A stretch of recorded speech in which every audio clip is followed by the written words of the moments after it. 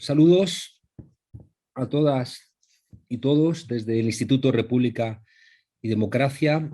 en una tarde medio lluviosa de Madrid. Gracias a todos los que estáis conectados, gracias a nuestros invitados. En un seminario muy importante. Hace muchos años leí una pintada en una pared de Buenos Aires que decía que cuando teníamos las respuestas nos cambiaron las preguntas. Si no fuera bastante, en los últimos años hemos tenido una pandemia y ahora tenemos una guerra. Y todos estos elementos apuntan, insisten en la idea del calentamiento global, insisten en cambios geopolíticos, insisten en realidades electorales que no siempre están ayudando a que los pueblos puedan salir de sus problemas estructurales. Y sobre todo tenemos un problema en la construcción de imaginarios. Un mundo donde parece que las brújulas se han desimantado, donde los mapas se han desdibujado y el problema es que si no sabemos hacia dónde vamos es difícil caminar. Decía el bueno de Mao Zedong que cuando no hay claridad ideológica no hay claridad tampoco en la organización. Y necesitamos organizar nuestros países para enfrentar desafíos enormes. El desafío mencionado del calentamiento global, el desafío de la robotización de la economía, el desafío de las migraciones, el desafío de los cambios geopolíticos que desembocan porque hay alguien que tiene interés en que así sea en guerras. Y necesitamos saber hacia dónde caminamos, puesto que el modelo neoliberal, aquel que empezó en el 73 seguramente con el golpe de Estado contra Salvador Allende, está agotado. Pero sin embargo tenemos muchos la inquietud, cuando no la certeza, de que va a morir matando. Y por tanto necesitamos concitar a los pueblos en alguna dirección, y para concitar en esa dirección necesitamos imaginarios, necesitamos un buen diagnóstico y también atrevernos a decir hacia dónde vamos. Hay una utopía neoliberal que capta los imaginarios de mucha gente, una utopía que dice que cualquier sueño se puede convertir en un derecho siempre y cuando previamente se mercantilice. Y frente a esa utopía mercantilizadora, consumista, el mundo progresista, ¿qué ofrece? Un mundo donde cuando gobernamos cuesta mucho gobernar y en cambio a la reacción le bastan a veces meses para desmantelar todo lo construido durante años. Además tienen un control de medios de comunicación, tienen oligopolios de diferentes ámbitos en el mundo y dificultan, ya digo, la construcción de esa alternativa. Y por eso la importancia de este seminario, donde hemos convocado, aparte de los mejores economistas del mundo y también a gente con responsabilidades políticas, a los que paso a presentar sin mayor dilación. Nos acompaña hoy Alberto Garzón, economista y que ahora mismo está ocupado en el Ministerio de Consumo de España. Alberto Garzón nos conocimos hace muchos años cuando él estaba colaborando con una mirada crítica, logrando además un enlace generacional con economistas de referencia como Vicens Navarro o Juan Torres, y le damos la bienvenida y le agradecemos su presencia. También nos acompaña Javiera Petersen, que es subsecretaria de Economía y Empresas de menor tamaño de Chile, con el desafío enorme que tienen en ese país, con la reciente victoria del presidente Boric y con un proceso constituyente en marcha que seguramente va a marcar un nuevo proceso constituyente en el continente y quizá en el mundo. Igual que las constituciones de Venezuela, de Ecuador, de Bolivia, marcaron un nuevo momento constituyente. Creo que el proceso que está poniéndose en marcha en Chile va a ayudar también a perfilar cómo a través de las constituciones podemos pensar y anclar un mundo diferente. Nos acompaña también Pablo Echenique, que aparte de científico, hizo un parón en sus quehaceres teóricos y está ahora mismo con nosotros en el grupo parlamentario como portavoz de Unidas Podemos, pero no ha abandonado en modo alguno todas sus preocupaciones científicas y teóricas, y creo que también es un lujo que alguien que tiene esa mirada en busca de la verdad también se ocupe de asuntos políticos. Sin más, tendremos a lo largo de estos días, ya digo, personalidades muy relevantes, por vez primera también para para oyentes españoles aquí en España, a Ha Jun Chang, un obligado autor para toda la gente que trabaja cuestiones de desarrollo, y vamos a tener, bueno, diferentes economistas que creo que nos van a ayudar a perfilar esa mirada desde el sur, que a menudo, por lo que llamaba Aníbal Quijano la colonialidad del poder, no terminamos de ver ni de interpretar, puesto que, como nos recordaba el bueno de Galeano, en tanto en cuanto los leones no tengan sus propios historiadores, la historia de las cacerías la seguirán escribiendo los cazadores. Y por tanto, en tanto en cuanto el sur no se interprete a sí mismo, es complicado que encuentre una perspectiva. Sin más, gracias a todas y todos, a toda la gente que está permitiendo técnicamente desarrollar este seminario, a Veselina, a Ekaitz también por todo el trabajo que han hecho para ponerlo en marcha. También damos las gracias al Ministerio de Asuntos Exteriores, que en su proyecto de cooperación, buscando también cómo poder encontrar claves de interpretación del sur, puso en marcha una serie de ayudas a las cuales compitió el Instituto de República y Democracia y consiguió la financiación escueta, todo hay que decirlo, para poner en marcha este seminario. Así que, dadas las gracias, sin más, voy a darle la palabra al ministro y economista Alberto Garzón para arrancar este seminario. Alberto, muchas gracias y tienes la palabra. Muchas gracias, Juan Carlos. En primer lugar, el agradecimiento al Instituto República y Democracia por la invitación a participar en este evento. Yo creo que es fundamental que este tipo de foros tengan lugar, que nos permitan compartir reflexiones, que además sean en este cruce de disciplinas y en este cruce de procedencias como el que se refleja en este programa, en un magnífico programa, desde luego. Así que enhorabuena y el agradecimiento por la posibilidad de participar. Como además nos han puesto un tiempo tasado y evidentemente vamos a ser responsables y vamos a cumplir, pero al mismo tiempo tenemos una temática amplia que da pie a hablar de numerosas cuestiones, trataré de centrar algunas de las reflexiones en algunos aspectos que yo creo que son centrales. Lo primero es que, como decía Juan Carlos, necesitamos imaginarios, y esos imaginarios no siempre necesitan teorías, pero normalmente necesitan teorías detrás, y necesitan paradigmas y necesitan, bueno, una concepción de ciencia que ancle y de rigor a las propuestas políticas que después de ahí se derivan, no solo desde una parte gris de lo que es la ciencia, sino ya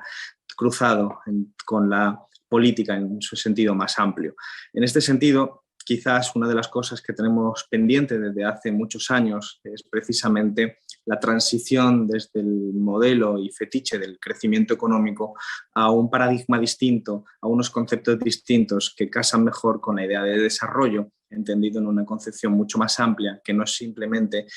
como se suele reducir el crecimiento económico, al valor monetario de la producción, sino que el desarrollo implica reconocer que la vida es algo que va más allá del puramente aspecto monetario de la producción y que tiene que ver con las condiciones materiales y no materiales de vida y que pueden tener diferentes indicadores. Esto es reconocido desde hace mucho tiempo en el paradigma del desarrollo, y los que nos hemos educado en teorías del desarrollo pues lo conocemos bien, pero no está tan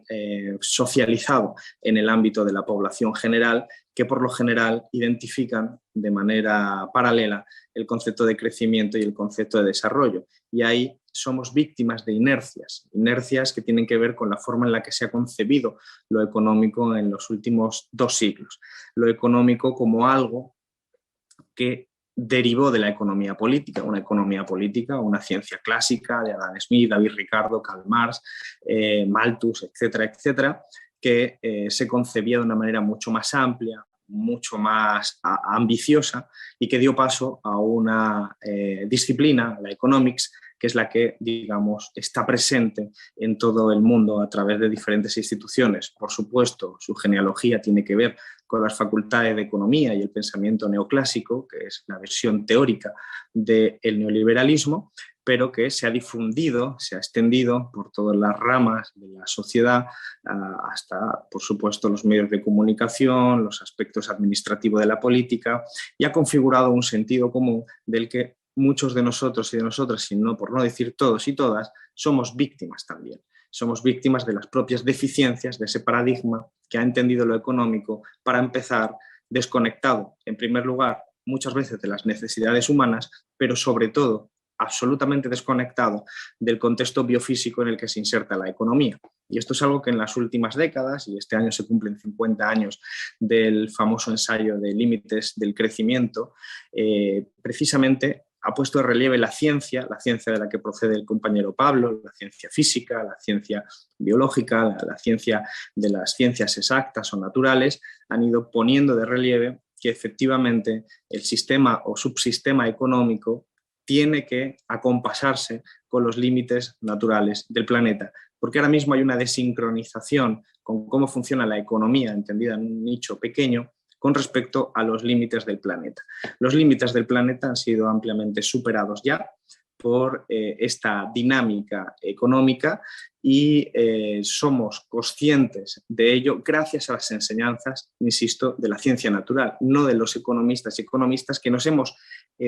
educado en un paradigma que niega el papel de los recursos, por ejemplo, materiales, o de la energía en los propios modelos de crecimiento económico, y que nos hemos educado en una serie de inercias de las que pecamos también en nuestros análisis quienes con valores y principios de izquierdas venimos de esa rama de pensamiento. Y tenemos que acompasarlo, tenemos que adaptarnos a esa nueva realidad, que es la realidad imperiosa y además inevitable de vivir dentro de los límites del planeta, reconociendo que no es la humanidad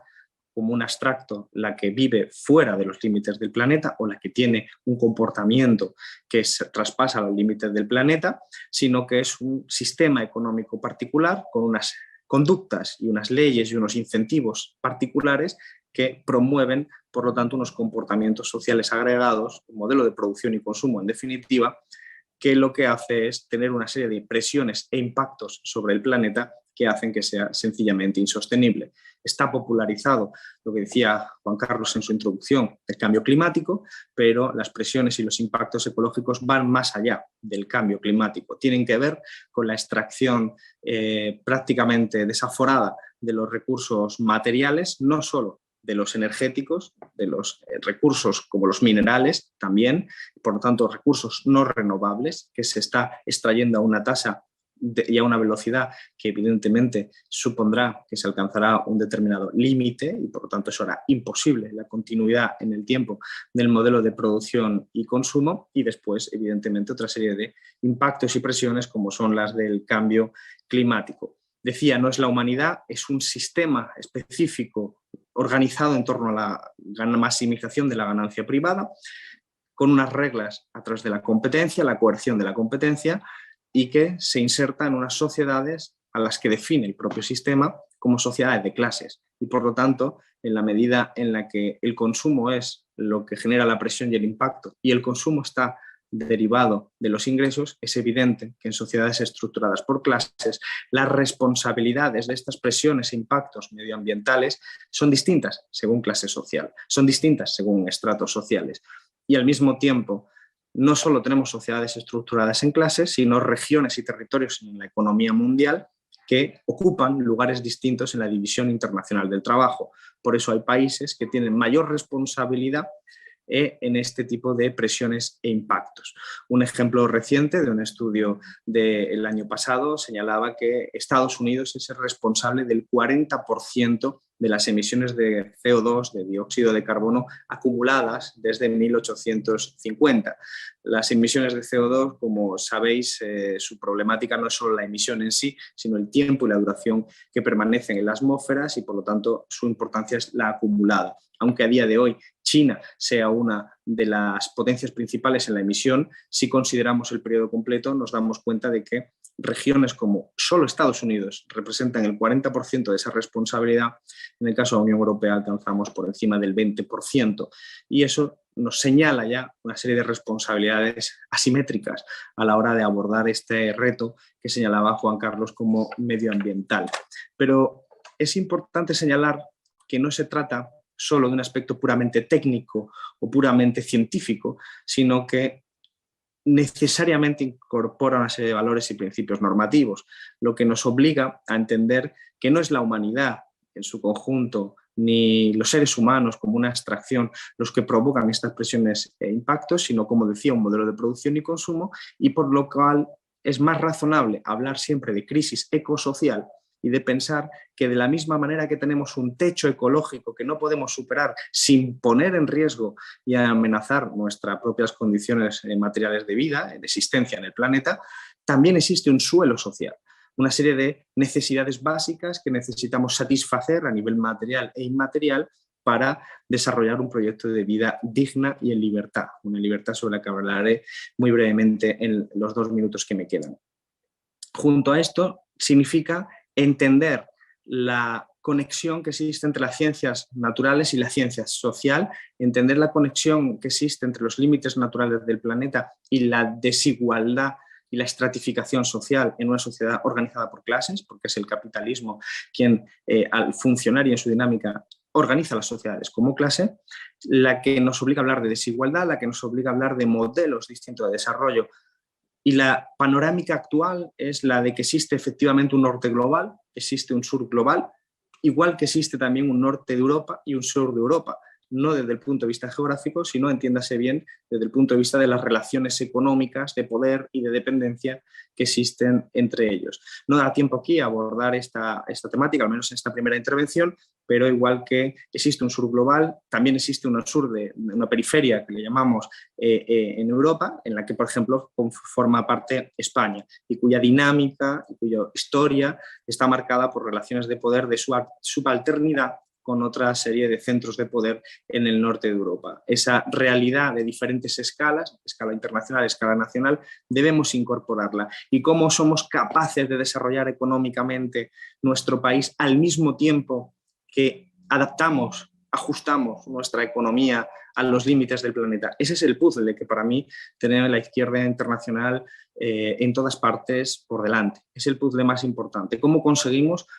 construir un modelo de sociedad que es también un modelo económico, pero ya no aquí la economía entendida de la manera neoclásica de asignación de recursos escasos, sino la manera clásica de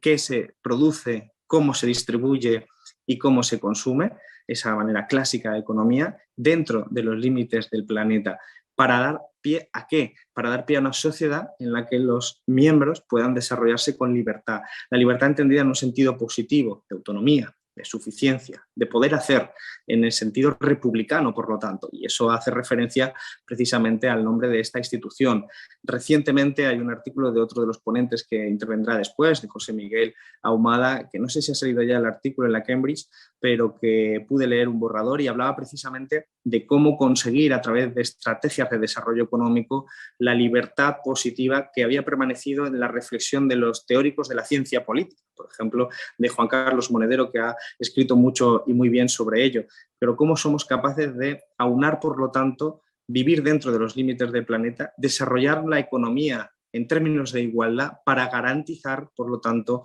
las garantías positivas en el sentido del constitucionalista y jurista Ferrajoli, que nos hablaba de las garantías positivas para una sociedad que efectivamente tiene que permitir que la gente tenga autonomía y, sobre todo, una relación de no dependencia frente a nadie. Esto es lo que yo creo que marcan los retos en general de la izquierda internacional para los próximos años, y espero que podamos abordar con acierto. Muchas gracias, Juan Carlos. Muchísimas gracias, Alberto. Es curioso que en un seminario de economía heterodoxa sea donde hay posibilidades, ¿no?, de encontrar el sentido común que, como bien planteabas, tiene que ir más allá de ese concepto liberal de libertad negativa, es decir, libertad de que déjame en paz, no te metas conmigo, déjame no pagar impuestos, déjame desentenderme de la suerte de los demás, y que esta heterodoxia de la economía, esa mirada en la que tú siempre has participado, bueno, pues es la que nos permite salvar la vida. Le preguntaron en una ocasión a Gandhi qué le parecía la civilización occidental y contestó que sería una buena idea, ¿no?, eso de la civilización occidental. Pasamos a nuestra compañera Xaviera, que es subsecretaria en Chile, como decíamos antes, en un momento muy especial de ese país y de ese continente, que a diferencia de Europa, que parece que estamos mirando desde el miedo, vosotros estáis mirando desde la esperanza, ¿no? Y le vais a prestar atención en tu subsecretaría precisamente a esas pequeñas empresas como una manera de intentar hacer esa cuadratura del círculo de construir una economía que sea sostenible, que ayude a reducir las desigualdades y que no golpee al medio ambiente. Muchísimas gracias por compartir con nosotros, Javiera Petersen, y tienes la palabra. Muchas gracias, Juan Carlos. Muchas gracias también al Instituto República y Democracia por la invitación. Quiero saludar a quienes me acompañan en esta conversación y también a todas y todos quienes nos ven o nos verán en un futuro. También, por supuesto, extender las felicitaciones por la organización de este espacio, un espacio de reflexión, de intercambio de experiencias. Hace unas semanas me tocó ir a una recepción en honor a Alicia Bárcena, quien deja la Secretaría Ejecutiva de la CEPAL este año, y en esa ocasión Alicia volvió a relevar la importancia de pensar el sur desde el sur, en tiempos donde los desafíos son globales, pero los impactos son esencialmente locales. Y aquí me detendré unos minutos en el caso de Chile y lo que estamos haciendo y lo que estamos pensando desde nuestro gobierno. Desde antes de la revuelta social y la pandemia, la economía de Chile estaba mostrando claros síntomas de agotamiento. Si nos vamos más a los indicadores clásicos de economía, o sea, si durante los 90 nuestro país experimentaba una tasa, por ejemplo, de crecimiento per cápita promedio de cerca de un 5%, la década posterior a la crisis asiática había un crecimiento de cerca de un 3%, y llegando a un promedio bajo el 2% en el periodo del 2009 al 2018. Tenemos un colapso en productividad que es evidente y que también lo reflejan las cifras, y al mismo tiempo la pérdida del dinamismo exportador que caracterizó a Chile en décadas anteriores también está mostrando un claro reflejo del agotamiento de nuestra forma de organizar la economía. Y este agotamiento se expresa también en la fractura productiva entre el sector exportador tradicional y el amplio tejido de micro y pequeñas empresas formales e informales, donde se concentra además gran parte de la fuerza laboral. Otra forma de manifestar este agotamiento es en los conflictos socioambientales. Chile se ubica dentro de los 5 países con más conflictos socioambientales en el mundo, y la mayoría de estos conflictos se relaciona con el acceso y el uso del agua, lo que también se asocia además a los grandes requerimientos de agua que tienen las principales actividades económicas de nuestro país.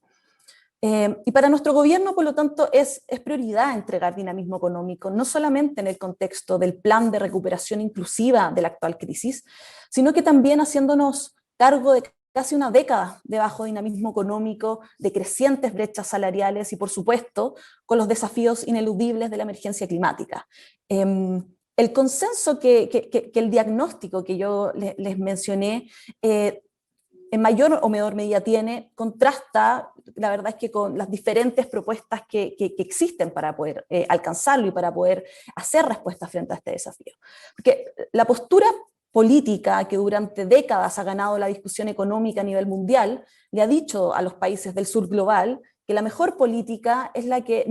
no desafía las asignaciones de rentas que el mercado propone, ¿cierto? Aquella que consigue mantener los precios correctos.